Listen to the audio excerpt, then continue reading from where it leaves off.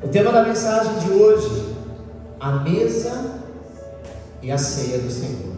Amém? 1 Coríntios 11, 28, que é bastante conhecido, diz assim: examine-se, pois, o homem a si mesmo, e assim coma deste pão e beba deste cálice. Porque o que come e bebe indignamente, guarda essa palavra, indignamente, come e bebe para a sua própria condenação, não discernindo o corpo do Senhor. Guarda essa também. Não discernindo o corpo do Senhor.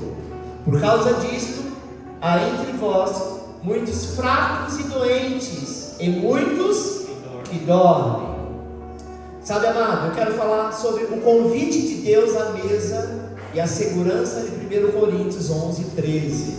É isso que eu quero ministrar nesta noite. Amém? A mesa, na verdade, por sua natureza, é um lugar de encontro, de refúgio. Normalmente a mesa é um lugar não só para a família, principalmente para negócios. Quando vai se fechar um grande negócio, quando vai ser feita alguma coisa na empresa, na escola, sabe, alguma coisa assim, normalmente as pessoas marcam uma reunião e sempre essa reunião tem uma mesa. O que eu vou estar falando aqui, o nome mesa, ele é simbólico, tá? Nós estamos pregando a mesa como algo que faça alguma coisa para alguém, entenda isso. Mas a mesa é esse lugar de encontro e muitas vezes até de refúgio. A Bíblia diz que o Salmo 23:5 nos fala de uma mesa preparada na presença dos nossos inimigos. Olha que interessante. A Bíblia diz que a cultura antiga, os nossos irmãos da primeira igreja, da igreja primitiva, eles compartilhavam uma refeição com alguém na tenda. Isso era um ato sagrado de proteção. E até os dias de hoje, amado, sabe, isso simbolizava a segurança, pois Deus é aquele que nos oferece desafios na vida. Sempre teremos desafio. Se você achar que você veio a esse mundo, mesmo que você é cristão, mesmo que você é um crente fervoroso, não vai ter desafio, não se engane. O desafio faz parte do seu crescimento. É os desafios que vão vindo e você vai aprendendo a se moldar, a lidar com isso. Vida e saúde na mesa de cura. Preste atenção. Esta mesa é o ápice do encontro de Deus com o seu povo. Essa mesa que eu estou me referindo agora, a mesa da ceia. A presença do Senhor que diz: todas as vezes que se reunirem, vocês vão fazer isso, vão estar junto à mesa. Então essa mesa, amado, é isso. No entanto, o apóstolo Paulo em 1 Coríntios 11, ele nos apresenta um quadro preocupante na igreja, sabe, de Corinto, que dizia: há muitos fracos e doentes. Olha que estranho. E até morte prematura havia entre os crentes. E qual a causa principal então, pastor? A Bíblia diz que eles não discerniam, não tinham entendimento, não sabia, fazia por prática. Praticavam a ceia, porque era uma prática que eles faziam, como um ritual. A ceia nunca foi um ritual, Jesus nunca fez um ritual. Jesus disse: esse pão é o meu corpo, que será partido por vós. Eles não sabiam que Jesus ia ser crucificado, mas Jesus sabia. Este corpo vai ser entregue por vós. Então ele fala do pão, porque o pão é um alimento, não é isso? Então há muitos fracos e doentes, havia, sabe, morte prematuras entre os crentes. E o motivo principal, eles estavam discernindo que era o quê? Que era o corpo. Vamos falar do propósito divino. A vontade de Deus é que não vivamos debaixo de fraqueza, vivemos debaixo de doença. E o mundo, amado, sofre isso desde a queda de Adão. Depois que Adão caiu, pecou, é que veio as enfermidades, é que veio a morte, é que veio tantas outras coisas. Mas o Senhor Jesus veio para remover tais coisas, sabe? A vida dos que creem, principalmente na ceia do Senhor, aqueles que creem que não é um ritual vazio, mas uma fonte de vida e saúde. Esse é o propósito divino. Jesus, ele faz ali, amado, uma preparação para que aqueles discípulos, que eram os 12 primeiros discípulos direto deles, entendessem, para que eles pudessem levar ao povo. Preste atenção. Primeiro ponto, discernindo o corpo de Cristo. A palavra aqui, que é cura, não é sobre ser indigno, mas sobre participar indignamente. Tem muitas igrejas que ensinam que a pessoa não pode tomar se ela é indigna. Preste atenção, quem é digno aqui se não for a graça do Senhor? Ninguém. Você pecou hoje, você já se tornou indigno. Mas a graça diz que todos os dias você é lavado e remido no sangue do Cordeiro. E a palavra diz que aos que creem, então se você crê nisso, você se torna digno. Só que eles, amados, estavam vivendo, sabe, indignamente. Era o que o texto diz. Se você se achar indigno, então é melhor que você não tome, porque aquele que é indigno não pode nem sequer pedir nada para Deus. Mas preste atenção, o problema não era a dignidade, pois Jesus morreu pelos pecadores. Jesus não estava dizendo assim: olha, quem é pecador, quem é indigno, quem pensa coisas ruins, quem deseja o mal para o outro, esse não pode participar da ceia. Não teria que ter ninguém aqui, porque em alguns momentos da nossa vida, até a morte, você declara. E no mundo espiritual, quando você deseja a morte para alguém, no mundo espiritual você se torna um assassino. Eita Deus, é verdade. Ainda bem que é no mundo espiritual. Se fosse no físico, cana para você. Mas a Bíblia diz que o Senhor sonda o nosso coração todos os dias e nos livra de todo mal. Qual mal?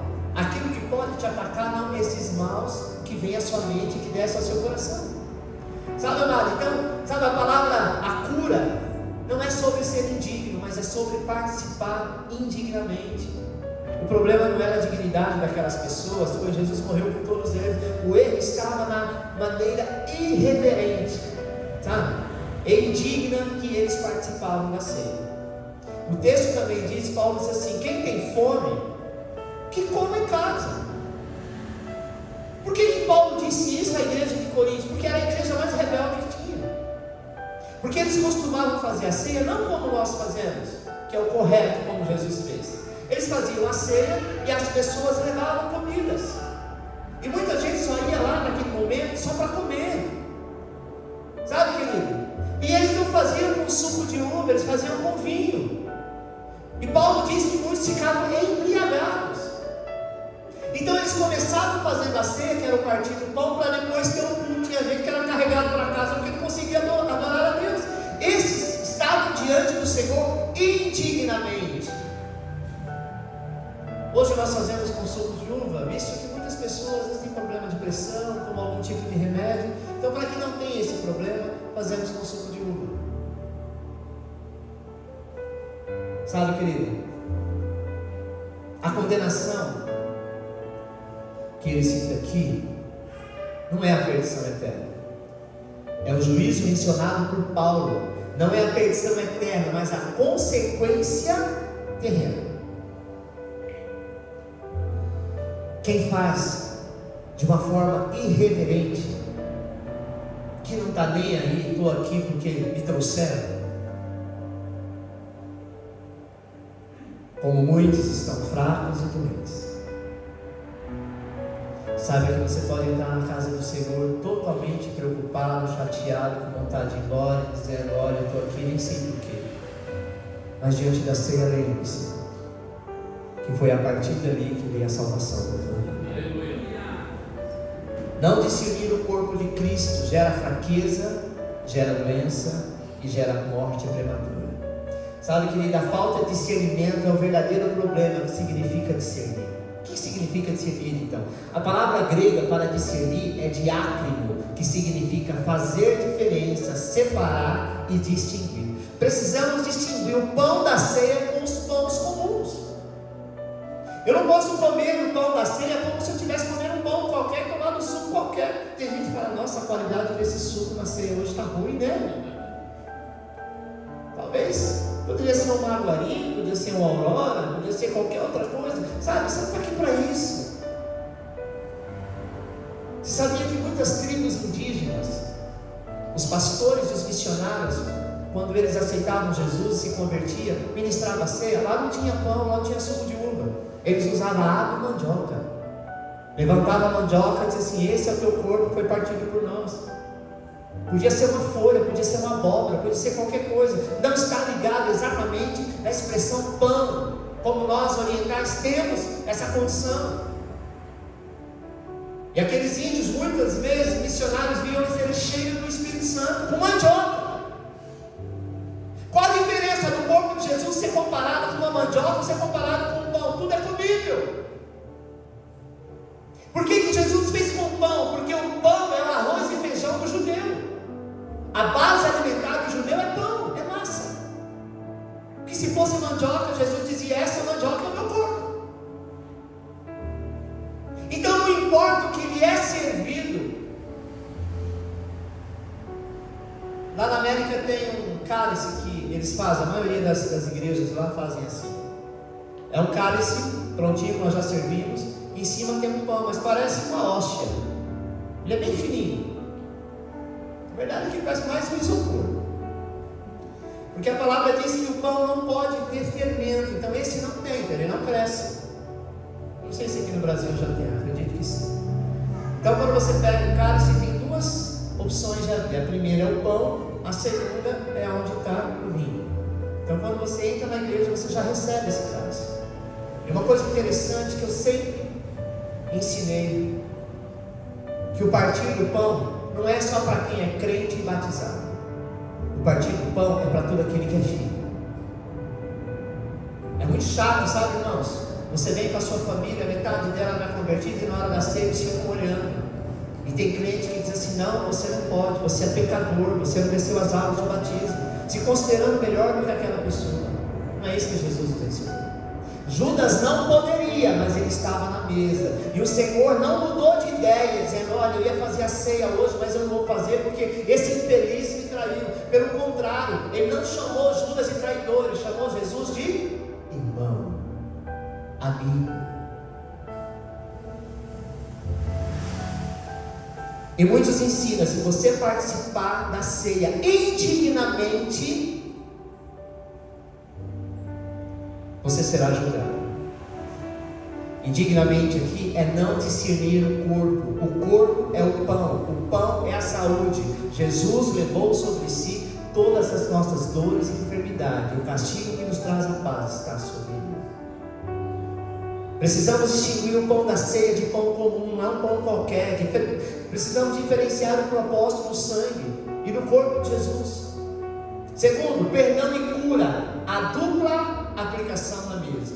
Existe uma dupla aplicação na mesa, que é o sangue, que é para o perdão. Sabe, amado, não há confusão aqui do propósito do cálice. Jesus deixou bem claro que o sangue é para a remissão dos pecados e para selar a nova aliança. 1 Colossenses 1,13 e Efésios 1,7 afirma que pelo seu sangue nós temos redenção e a remissão dos pecados. Colossenses 1,13 diz: ele nos libertou do império das trevas e nos transportou para o reino do Filho do seu amor, no qual temos a redenção e a remissão dos pecados. Uma vez que você toma do cálice, discernindo o que é o cálice e para que ele serve, todo o pecado que você teve, ainda aqueles que não foram confessados, neste momento ele se torna limpo e perdoado. Aleluia. Tem coisas que nós andamos no automático. Tem coisas que você está tão acostumado a fazer que já não se arrepende mais, porque você já cansou de pedir perdão por isso. Mas eu quero te dizer que o Senhor tem uma mesa preparada para você. E essa mesa é uma mesa de cura. Efésios 1,7 diz: nele temos a redenção por meio do seu sangue, o perdão dos pecados, de acordo com as riquezas da graça de Deus. Presta atenção: a riqueza da graça, a riqueza da bondade, a riqueza do favor. Não merecemos, mas a graça nos alcançou. É engraçado que tem muitos crentes que querem a graça para ele, mas a condenação para o outro. Tem uma boca boa para condenar, para dizer que a pessoa vai para o inferno. Ah, se você fez isso, você vai para o inferno. Amado, tantas pessoas indo inferno. O diabo está querendo usar a boca de pessoas que são crentes, cheios do Espírito Santo, para mandar outro para o inferno. Não faça isso. Não deixe a sua boca ser canal de Satanás. Abra a sua boca e diz: olha, a graça de Deus vai te alcançar. Aleluia.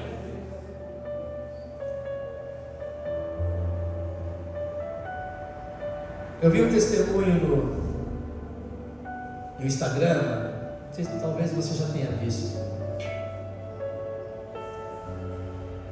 de uma mulher trans.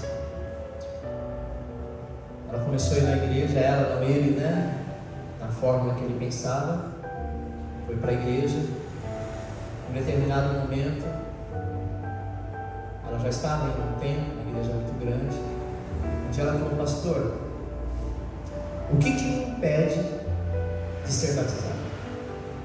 Batizadora. Porque ele estava olhando para aquele jovem, não imaginou que fosse uma mulher. Ele falou: não, meu irmão. Ele tratou ela como um homem, como qualquer pessoa trataria, que era perfeita, um homem. Aí ela contou a história, já tomou hormônio já há alguns anos, contou a história dela. No final, ela disse: o que me impede de ser batizado? Na hora ele remetiu em Atos, e ele respondeu: nada. Aqui está a água e o poder de Deus. E aí então, quando ela perguntou isso, foi o dia do batismo. Ela pegou a roupa, foi para o banheiro, tirou tudo que ela tinha e entrou nas águas. Foi batizada. Eu não me recordo o nome, eu só vou usar a expressão Maria e João, porque eu não me recordo o nome, eu não quero falar o nome errado. Na hora de... foi a vez dela, que ela entrou no tanque, foi batizar, ela disse assim: eu posso fazer uma oração? Ele achou muito estranho. Na hora ele falou que ele travou, e o Espírito Santo não pode deixar. E ele deu o microfone, ousadamente deu o microfone na mão dessa pessoa. E a oração foi assim, eu vou usar o nome João e Maria, tá? Ali naquela hora ele era João, todo mundo olhava que ele era João. E ele disse: nesse momento eu enterro João e renasce a Maria. A igreja ficou impactada, não sabia o que estava acontecendo. E depois mostra as fotos dele, que ele voltou a ser a Maria de sempre. Não importa, amado, quanto tempo a pessoa está no engano, mas uma vez que o toque do Espírito Santo foi levado ao seu coração, nunca mais essa pessoa é a mesma. Às vezes nós queremos criticar porque a pessoa é homossexual, sabe, porque gosta do A ou do B, se veste como A ou B. É claro que a gente não pode pregar para essa pessoa que ela deve continuar da mesma forma, mas você deve pregar para ela que Jesus a ama, o ama, e deixa Deus fazer a obra. Pode demorar um mês, pode demorar um ano, 10 anos, mas se tem projeto de salvação, Deus vai mudar. Sabe qual é o nosso problema como igreja? A gente tem medo de se misturar. Você sabe se no nosso meio alguém senta aí do seu lado, pode ser um bandido perigoso, um ladrão perigoso, um sequestrador, um estrupador? Você sabe se alguém do teu lado, sabe, faz isso ou aquilo, porque não existe pecadinho, pecadão. O pecado do homossexual não é diferente do meu e do seu. Não tem pecadinho e pecadão, não importa. Eu quero que você entenda que todos precisam ser amados. E tem que ser amada por você, não é pelo pai e a mãe, não. O pai e a mãe têm mais que obrigação, mas nós, diante de Deus, como cristãos, nós precisamos estar unidos, num só corpo, falando do amor, abençoando. Sabe por quê, amado? Porque naquele dia quem vai transformar é o Senhor. Como me transformou, como transformou você. Ninguém sabe se dentre nós aqui tem alguém que no passado era homossexual, e se fosse, está aí. Essa pessoa vai deixar de ser menos gente por causa da tendência que ela talvez tenha, né? A opção que ela tem faz dessa pessoa menor do que qualquer um de nós. Então nós precisamos rever os nossos conceitos. É muito bom falar com uma pessoa boazinha: Jesus te ama. Mas é tão difícil falar com um ladrão, um assaltante, um assassino que matou centenas de pessoas. Jesus te ama. Às vezes a primeira expressão que nós temos é que você morra igual às outras pessoas que você matou. Mas não é isso que Jesus falaria. O que ele disse para a mulher adúltera? Ela adulterou só aquela vez? Não, ela era uma mulher adúltera. Talvez aquele era a profissão dela. Ele disse: mulher, alguém te condenou? Não, nem eu te condeno. Vai, não peques mais. Sabe, irmão? Ao beber o vinho, você declara que os seus pecados foram perdoados e você foi justo diante de Deus. Diante de Deus você é justo, ainda que ninguém acredite. O Senhor acredita. O pão, amado, na verdade, é para a cura. Esse é o elemento que muitos não conseguem discernir. Muitos conseguem discernir no cálice. Bom, o cálice é o sangue, e através do sangue eu fui perdoado. Mas muitos não conseguem entender qual é a diferença do pão e do cálice. E acham que o pão é porque faz parte. Não, o pão é o corpo. Sabe? Paulo afirma que a única razão para a fraqueza e a doença entre eles era a falta de discernimento do significado do corpo de Cristo. O corpo de Jesus foi partido para a cura do nosso corpo físico. Paulo não estava dizendo que era o sangue, que era o cálice. O sangue e o cálice representavam a salvação dos pecados, mas o corpo, que era o pão, simbolizava a nossa saúde. Terceiro, eu quero falar do pão dos filhos. Marcos 7,27 diz: mas Jesus me disse: deixai primeiro saciar os filhos, porque não convém tomar o pão dos filhos e lançá-lo aos cachorrinhos. Ela, porém, respondeu e disse-lhe: sim, Senhor, mas também os cachorrinhos comem debaixo da mesa as migalhas dos filhos. Você conhece essa história, sabe? Essa história da mulher Sírio-Fenícia que Jesus se refere. Essa mulher que teve a cura e a libertação com o pão dos filhos. Nós somos filhos. A mulher creu no poder das migalhas. Jesus disse para ela que ela não poderia comer da mesa do pão dos filhos. Aquilo era uma analogia que ele estava fazendo. Aquela mulher, a fé dela foi tão grande, sabe, que ela creu no poder das migalhas e ela recebeu o milagre da filha. Ela disse: eu não posso, sabe, eu não posso participar porque eu não faço parte do discipulado de Jesus. Eu não sou crente, eu nem sou judia, eu sou sírio-fenícia, mas eu acredito. Assim como os cachorrinhos comem das migalhas que caem da mesa dos filhos, eu me contento com as migalhas. E aquela mulher, amada, tinha uma filha enferma, e pelo ato que ela entendeu, que ela discerniu o que é o pão dos filhos, que é o corpo de Jesus, a sua filha foi milagrosamente curada. Nós, como filhos, participamos do pão inteiro, sabe? E nós podemos desfrutar de um poder muito maior. O exemplo da Páscoa, lá no Velho Testamento, no Egito, a Bíblia diz que o sangue do cordeiro protegia o povo do quê? Da morte. É ou não é? O Senhor disse: olha, vai passar o anjo da morte, ela desce na praia.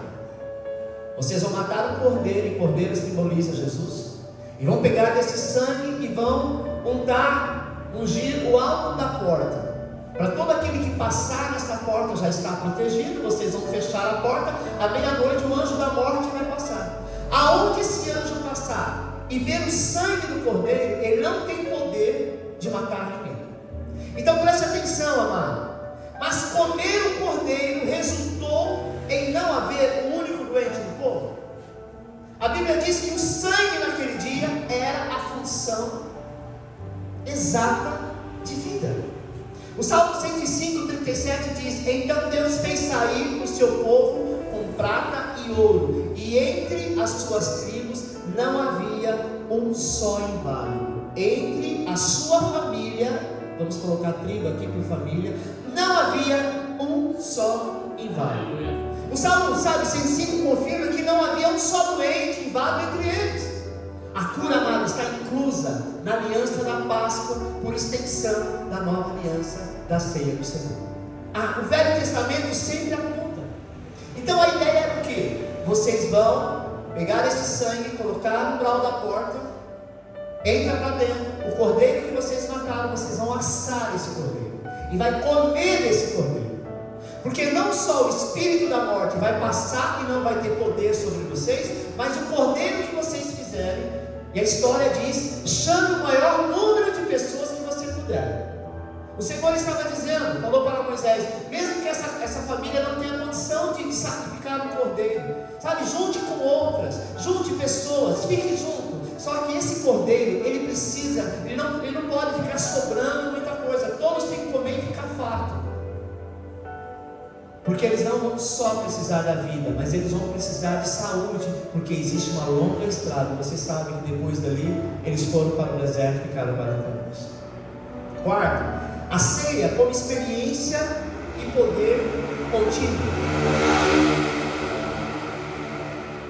João 6,51, Jesus disse: eu sou o pão vivo que desceu do céu, e se alguém comer este pão, viverá para sempre.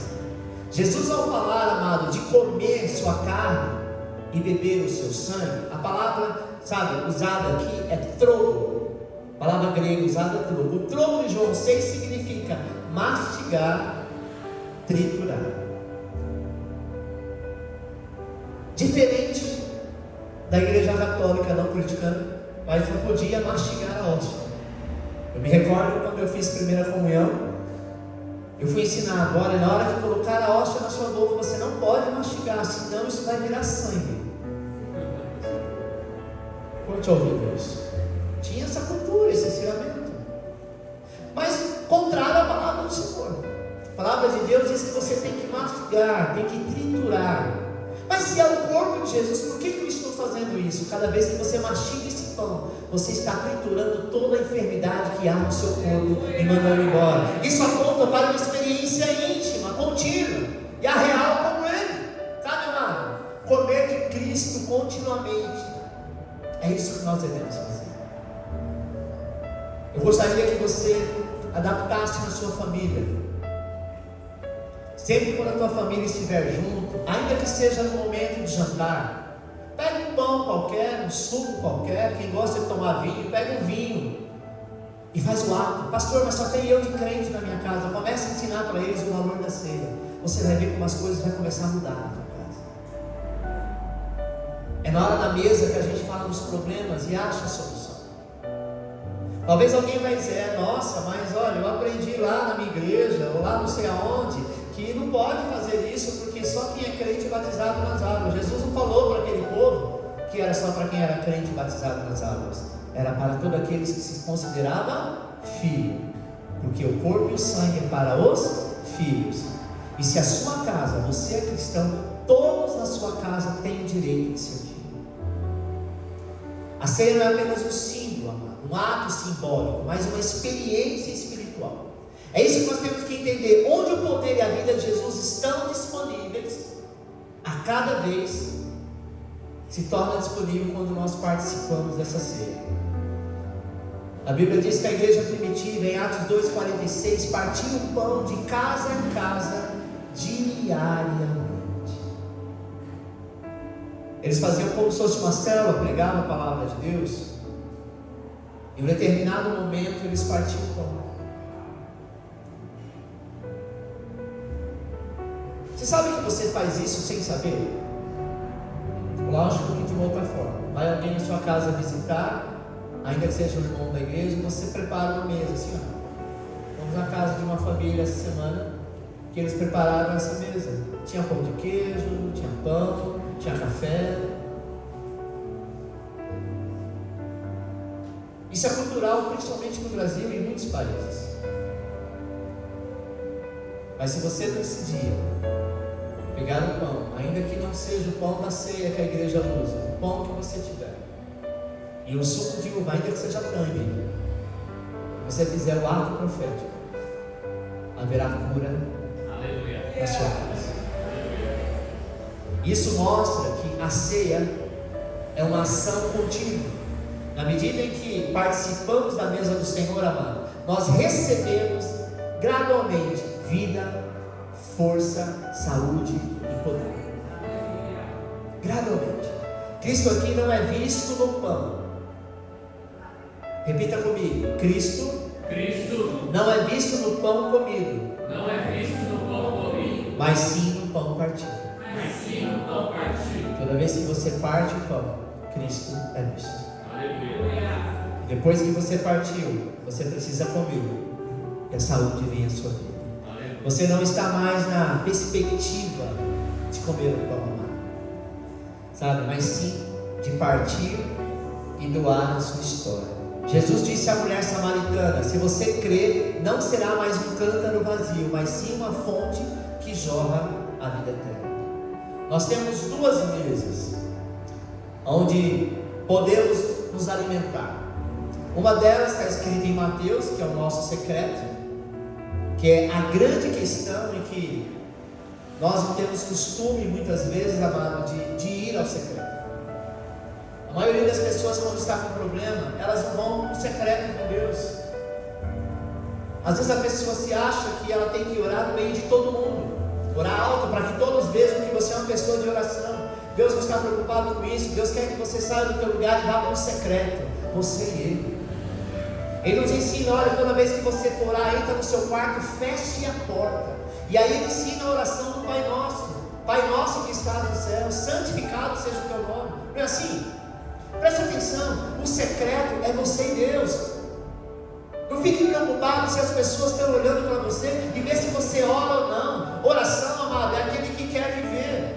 É a mesma coisa, você disse para um adulto: olha, você tem que tomar esse remédio de 6 em 6 horas, de 8 em 8 ou de 12 em 12. Porque esse remédio é a cura. Se tomou o primeiro, não sarou, o segundo não sarou, o terceiro não sarou, mas continua. Porque esse é o propósito que tem para a sua vida. Assim é o secreto com Deus. Continue buscando e você o encontrará. Sabe, não tem nada que resolva a vida de um cristão que não está disposto a ter um secreto com Deus. Pois nada pode substituir uma vida de secreto com Deus. Então a primeira mesa é o secreto. É você e Ele. Sabe? E a outra mesa é aquele que você compartilha. Ponto 5. A mesa da cura é o antídoto divino. É um remédio divino. Sabe? O pecado, amado, e a morte vieram à humanidade como um simples ato de comer. O pecado e a morte veio o ato de comer o quê? O fruto proibido. Então Deus, por meio do último Adão. Quem que é o último Adão? Jesus. O primeiro Adão, que não nasceu de mulher, foi o Adão que nós conhecemos. E o segundo Adão? Jesus. Ele não precisou do ato masculino e feminino. A Bíblia diz que veio de mulher para que fosse homem. Mas foi José o pai. Então a Bíblia fala que o primeiro Adão é Adão e o segundo Adão é Jesus. Ele fez o quê? Ele nos deu um novo ato de comer. O primeiro foi no Éden, que o Senhor ensinou que ele podia comer todas as coisas, menos a fruta do pecado, que era a fruta do bem e do mal, não é? Mas quando Jesus veio, Ele nos dá uma nova forma. Ele diz assim: olha, toda vez que você se reunir, vocês vão comer e vão participar da ceia. Para quê? Para nos trazer perdão, vida e saúde. Sabe, irmão? Se você crê nas consequências do primeiro ato de comer, também precisa crer no segundo ato. Se você crê que a partir do momento que Adão e Eva comeram do fruto e foram condenados e se tornaram pecadores, você também precisa crer no segundo ato, que é participar da ceia do Senhor, comer do corpo e do pão, para se tornar santo diante do Senhor. Santo, a palavra vem do grego kadosh, que quer dizer separado. Santo não é aquela pessoa que nunca peca, que nunca mente, que nunca erra, que nunca faz nada errado. Santo é alguém separado, que o Senhor te escolheu, mesmo que você não mereça, mesmo que eu não mereça. Agora o Santo dos Santos é o Senhor. Amém? Ao participar da mesa, lembre-se que o corpo de Jesus é que foi partido para que o seu corpo possa ser restaurado. Participe com fé, amado. Receba vida e saúde que Ele mesmo nos dá. A maneira mais real para você ser curado é continuar compartilhando. Nós precisamos colocar este ato. 1 Coríntios 11, 23, Paulo fala da noite que Jesus foi traído, e naquela noite tinha tudo para parar, para desistir, mas ele continuou partilhando o pão. Repita comigo: a mesa é um lugar de encontro com Deus, é um lugar de cura, onde a sua presença restaura e reconcilia as pessoas. Em Êxodo 25, Deus instruiu Moisés a construir uma mesa de madeira de acácia. Lembra dessa história? Além de ser a mesa de madeira de acácia, que é uma madeira nobre, a Bíblia diz que o Senhor mandou cobrir esta mesa de ouro para uma única função. Qual era a função? Deixar nesta mesa o pão da propiciação, que simbolizava a presença divina. Você está entendendo que desde o Velho Testamento, da Velha Aliança, fala da reverência do pão? Que o pão representa o alimento, e o alimento representa a nossa vida, e esse alimento que representa a nossa vida no Novo Testamento simboliza Jesus. Portanto, o próprio Deus, amado, é o arquiteto criador da mesa, e o princípio da mesa é resgatar a presença de Deus. Você pode fazer um culto na sua casa, se você fizer um momento de partir o pão, sabe, será completo. Pastor, mas nós já fazemos isso, traz bolo, outro traz pizza, e a gente faz um momento de comunhão perfeito. Mas antes de vocês compartilhar isso, pegue lá um pedaço de pão e faça o ato simbólico, até porque está todo mundo ali em comunhão. Depois que vocês comerem disso, receber a bênção, e aí vocês vão sentar e comer à vontade. Não vai alterar nada, só que o mundo espiritual altera tudo. Sabe, amado, a mesa na sua casa deve ser vista como um altar, onde a família se alimenta com Deus e uns com os outros, mesmo em meio às dificuldades. A mesa é um lugar de envolvimento, a mesa é um lugar de oração, a mesa é um lugar de restauração, de perdão, de presença de Deus.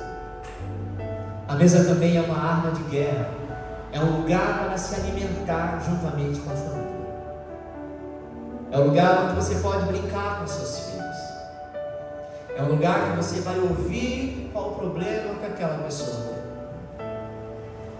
Às vezes a correria do nosso dia a dia, esquecemos de perguntar para o filho: filho, como que está na escola? Como que está no trabalho? Às vezes o filho chega perto do pai e da mãe, sabe, com uma máscara, para que o pai e a mãe não se preocupem e diz que está tudo bem. Só que ele precisa entender que não precisa usar essa máscara. Faz parte da nossa vida como pais se preocupar. Até na hora de orar, às vezes nós dizemos assim: Senhor, obrigado pela minha família, que está tudo bem, e não está bem. Só que se você não tiver esse costume de mesa, hoje em dia cada um fica para um lado, um fica com o celular comendo, olhando para o celular, o outro fica com o prato olhando para a televisão, cada um no quarto, cada um come no horário, não tem mais aquela afinidade. A palavra de Deus fala da mesa não só apenas no momento da ceia, mas nós temos que ter esse tempo de mesa, porque foi através de uma mesa que você foi contratado no seu trabalho, que você passou talvez, sabe, por uma seleção de pessoas, por uma entrevista. É numa mesa que você é retirado do trabalho, é numa mesa que você compra um apartamento, uma casa, é através de uma mesa que você coloca dinheiro na sua conta ou encerra uma conta com o gerente do banco. E por que não pode ser numa mesa? E essa mesa sendo, sabe, uma mesa física, mas tendo um plano espiritual que pode mudar a sua vida e a sua casa, porque nós queremos mudar as coisas. Nós achamos que apenas o segundo domingo do mês eu tenho que ir para a igreja, porque esse dia é dia de ceia. Eu conheço igreja, amado, que não vai quase ninguém durante os cultos, mas no domingo de ceia enche. E também conheço aquelas que vai, gente, o mês inteiro, o dia da ceia falta metade. Por quê? Porque eles estão com medo. Não, eu pequei, eu errei, Deus me livre, comer no pão e beber no cálice indignamente. Não entendeu nada. Não entendeu nada. Porque o pão e o cálice é o único que pode, no mundo mundo espiritual, libertar você dessa fraqueza, deste pecado, deste mal. Não é tempo de fugir, é tempo de se aproximar. Sabe, irmão? Eu preciso que você entenda isso. A pregação também faz uma analogia dessa mesa como uma mesa cirúrgica. Assim como no mundo físico, nós precisamos passar por uma mesa de cirurgia para sermos curados. No mundo espiritual, Deus pode te levar a uma mesa cirúrgica, e hoje vai estar diante de ti, talvez desconfortável esta mesa, um lugar de solitude, onde apenas você e Deus, para nos curar, para nos dar algo maior. O objetivo é que nós possamos ser cicatrizados nessa cirurgia e estejamos curados para curar outras pessoas, para que a mesa cumpra o seu propósito. Repita comigo: é preciso evitar distração e preguiça. Porque esse é o maior mal do século. A distração. Às vezes nós ficamos distraídos com aquilo que realmente deveria, sabe, estar atento. É isso que impede as pessoas de dedicar um tempo de mesa. Valorize esse momento, amado. A diferença da mesa não está em ser bonita, não está em ser luxuosa. A verdade do Evangelho, amado, é que você vai dar para alguém aquilo que nunca te deu. Talvez você nunca foi amado, mas uma vez que você está em Cristo e Ele te amou, você vai conseguir amar alguém. Esse é o poder da mesa. Amém? A mesa tem poder de cura. Feche os teus olhos, eu quero orar por você.